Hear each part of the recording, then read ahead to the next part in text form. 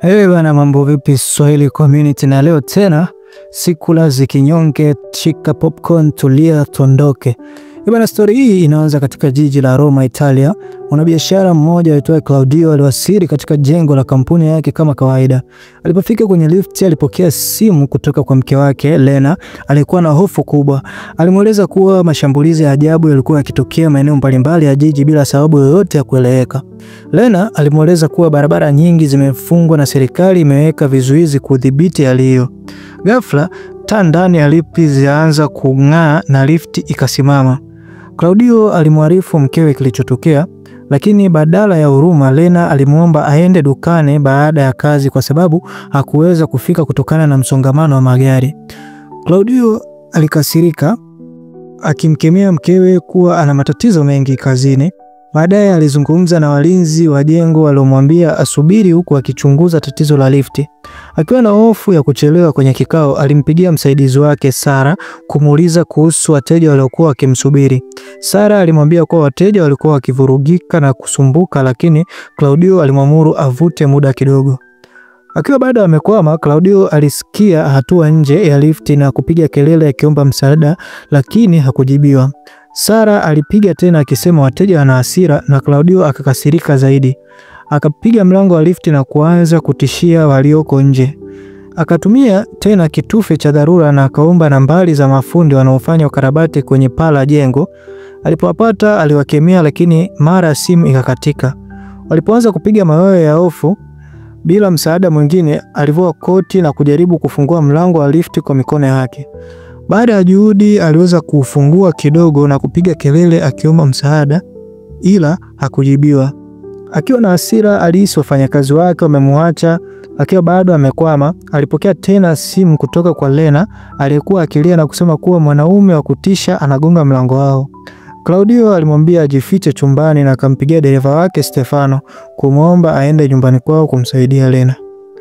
Lena alieleza kuwa aliona habari ya dharura kwenye runinga. Watu wengi walikuwa wakipoteza akili, mashambulizi yakiendelea kote Roma kana kwamba ni genge la wahalifu lililokuwa likitawala.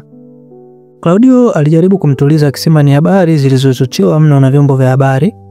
Wakati huo Claudio alianza kusoma habari zaidi kwenye simu yake, kisha akasikia kelele za watu wakikimbia nje. Ghafla ex wake kwa jina la Marta alifika mbio na kuomba msaada. Kabla hajamvuta kuingia kwenye lift, alishikwa na watu waliokuwa wakimkimbiza. Claudio alijaribu kumwokoa, lakini Marta aliuawa mbele ya macho yake. Huku akiwa na mshangao na hofu, Claudio alijaribu kuelewa kilichokuwa kinaendelea.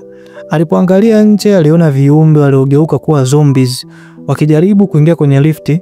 Bahati nzuri walihama baada ya kusikia sauti ya manusura wengine. Claudio akiwa ametetemeka alimpigia Stefano kuripoti, lakini Stefano alipata ajali na simu ikakatika. Baadaye Claudio alipokea simu kutoka kwa mlinzi aliyesema hakuona mtu yoyote kwenye paa. Claudio alimuonya asitoke kwa sababu janga hilo si la wahalifu bali ni mashambulizi ya wafu waliofufuka. Lakini mlinzi hakusikiliza. Alipofungua mlango wa ofisi yake alishambuliwa. Mawasiliano yakatika na Claudio alielewa kuwa sasa ni lazima apambane peke yake. Akiwa amekata tamaa, Claudio alijaribu kumpigia tena mkewe, lakini hakuweza kumpata. Alijaa na hofu kuwa huenda Lena alikuwa ameangamia. Ghafla alipokea simu kutoka kwa Sara, lakini Marta alikuwa sasa zombi alimtokea. Claudio alimpiga kwa chuma mpaka akazimia, akajisafisha kwa maji na kusukuma mwili wake nje. Ili kupunguza msongo wa mawazo, alinyanyua kurasa za daftari lake na kuzitandika chini kufyonza damu. Mara akasikia mtu anakuja, akajificha, lakini aliponyata kuangalia aliona ni Silvia. Akamshawishi wamsaidie kufungua mlango wa lifti ili watoke pamoja. Baada ya juhudi nyingi waliweza kuupanua mlango kidogo. Claudio akiwa na wasiwasi mwingi aliteleza na kuangusha kifaa kilichokuwa mkononi mwake. Kelele hiyo ilisikika kwenye ghorofa nzima ikivutia viumbe vya kutisha kwa haraka. Alijaribu kumsaidia Silvia ingie ndani ya lift, lakini walishindwa kabisa kufanikisha hilo. Ili kuepuka kushambuliwa, Silvia alikimbia mafichoni. Ndipo ghafla zombi mwenye hasira kali alijitokeza na kujirusha chini akielekea kumla Claudio. Akiwa ameshtuka, Claudio alijaribu kurudi nyuma, lakini kabla hajashambuliwa, Silvia alijitokeza tena na kumpiga zombi huyo kwa nguvu. Baada ya kumpiga chini, aliendelea kumshambulia kwa kutumia fimbo ya gofu hadi alipomalizwa. Claudio alishangazwa na ujasiri wa Silvia na alimpongeza kwa uhodari wake. Silvia, huku akijaribu kufurahia ushindi wake, alisema kwa masiara kwamba fimbo aliyotumia ilikuwa ni ile aliyomnyang'anya bosi wao mkubwa, Bwana Martin. Claudio kwa mshangao alimweleza kuwa zombi aliyemmaliza tu ndiye huyo Bwana Martin. Silvia alijisifia afueni, kazi yake haikuwa hatarini tena. Lakini furaha hiyo haikudumu. Silvia alivamiwa ghafla na kundi la zombi zilizomvuta kwa nguvu. Claudio akiwa bado ndani ya lift alishindwa kumsaidia. Baada ya muda mfupi, akiwa amechanganyikiwa, aligeukia simu yake na kufuatilia habari zilizokuwa zikiendelea, ambapo aligundua kuwa jeshi lilikuwa limetumwa mjini Roma kudhibiti hali hiyo ya hatari. Kwa hofu, alimpigia mke wake Lena. Kwa furaha, Lena alifurahia kusikia kuwa Claudio bado yu hai. Claudio akiwa na huzuni kubwa alikiri kwamba nafasi ya kuokoka ilikuwa ndogo sana. Lena alijaribu kumfariji, lakini ghafla akagundua nyumba yao imevamiwa na zombies. Akiwa amepaniki, Lena alimweleza mumewe kinachotokea. Claudio alimuongoza aweke kabati kwenye mlango ili kuzuia viumbe hao. Lena aliuliza ni nini cha kufanya baada ya hapo, lakini Claudio alikiri kuwa hana jibu, akiwa amepoteza matumaini kabisa. Licha ya juhudi, zombies waliweza kuvunja mlango. Claudio akiwa ndani ya lifti alisikia kwa uchungu mke wake akishambuliwa na kuuliwa. Baada ya muda, mfanyakazi mmoja wa jengo alipita taratibu na kumwona Claudio akiwa amekwama kwenye lifti. Alimuuliza kinachoendelea, lakini Claudio hakuwa na majibu. Alimshauri mfanyakazi huyo akimbie kabla hajavamiwa. Kabla hata hajamaliza, zombies walimtokea ghafla na mfanyakazi huyo akalazimika kukimbia. Masaa yaliyofuata, Claudio alianza kupoteza fahamu ya akili. Alipiga kelele akiwaita zombies wote wamfuate, akiwa tayari kujilipiza kisasi. Wakati wa machafuko hayo, alimuona Sara, msaidizi wake, akikimbizwa na kundi la zombies. Alimpigia kelele ajifiche, lakini alishindwa kufunga mlango. Kwa juhudi ya kumsaidia, Claudio alitupa saa yake kuwavuta zombies, lakini haikufanikiwa. Zombies walivamia chumba hicho na kumla Sara mbele ya macho ya Claudio. Kwa huzuni, Claudio alianza kupoteza matumaini kabisa. Alitazama habari zaidi na kukutana na video ya mwanahabari aliyesema kuwa kila mtu anapaswa kuikimbia Roma. Hata hivyo, kabla hajamaliza ujumbe wake, mwanahabari huyo alishambuliwa na kuuliwa na zombies. Kelele kutoka kwenye simu ya Claudio ziliwavutia zombies kurudi kwenye lifti. Giza likatawala baada ya umeme kukatika. Ghafla, milio ya risasi ilisikika na Claudio aliamini kwamba huenda polisi umefika. Alimuona askari mtaalamu alijitambulisha kama Marcelo. Marcelo alikiri kupoteza mawasiliano na kikosi chake na kwamba alikuwa peke yake. Claudio alimuonya kuhusu zombi aliyekuwa akiinuka na Marcelo alifanikiwa kumuua. Kwa kuwa hawezi kufungua mlango wa lifti, Marcelo aliamua kwenda kwenye paa kuwasha jenereta. Alimpa Claudio bastora na redio ya mawasiliano kabla ya kuondoka. Claudio alisikia milio ya risasi na kuzungumza na Marcelo kupitia redio. Marcelo alimueleza kuwa alikuwa ameua zombies 4, lakini asingeweza kupita kwenye ngazi kwenda juu kwa sababu zilikuwa zimefungwa kwa samani. Claudio alikumbuka kuwa ghorofa ya 9 ilikuwa kwenye ukarabati na huenda kuna ngazi za nje. Marcelo alizipata na kuelekea juu kwenye paa. Baada ya muda, Marcelo aliwasha jenereta, lakini Claudio aliona mlango wa lifti bado umefungwa. Alitumia simu yake kama tochi kuchunguza na ndipo alipovamiwa na zombi mwingine. Alipambana naye kwa bastola na kufanikiwa kumwangusha, lakini kelele za risasi ziliwavutia wengine. Wakati zombies walipomiminika, Marcelo alimuhimiza Claudio ajikaze. Claudio aliwaua zombies hao wote, lakini alijisikia vibaya kwa kuwa walikuwa wafanyakazi wenzake. Marcelo alimfariji akimweleza kuwa waliuawa si binadamu tena bali ni viumbe hatari. Ghafla, milio ya kelele ilisikika kutoka kwa Marcelo. Kabla Claudio hajajua kinachoendelea, Marcelo alishambuliwa na kuuawa. Mawasiliano yakakatika kabisa. Claudio sasa akiwa peke yake alijaribu kujifariji kwa kutazama picha za marehemu mkewe. Baadaye aliona kundi la wapiganaji wakipambana na zombies ndani ya jengo, lakini hawakuweza kumsikia.